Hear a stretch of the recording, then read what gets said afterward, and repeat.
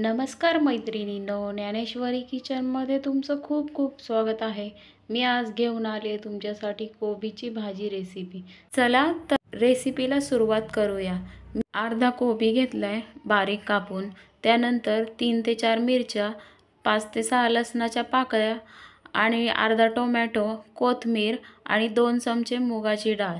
आता आपण कढई ठेवूया गॅसवर, त्यानंतर त्यात 2 चमचे तेल घालूया। तेल गरम झालं की त्यामध्ये जिरं 1 चमचा घालूया आणि मोहरी घालूया।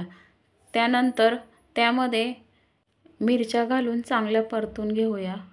त्यानंतर आता त्याच्यामध्ये आपण लसूण घालूया।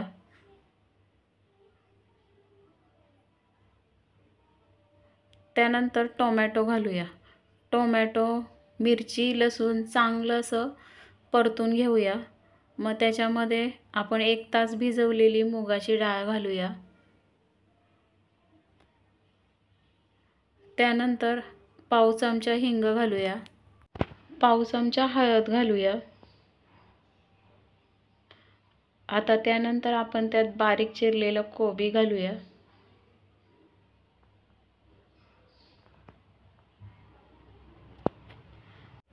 आता हे सगळं आपण मिक्स करून घेऊया।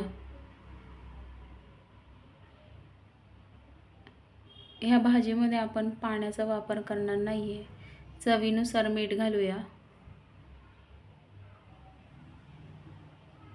त्यानंतर कोथिंबीर घालूया। गॅस लो ठेवून हिला 10 मिनिटं ठेवायचं।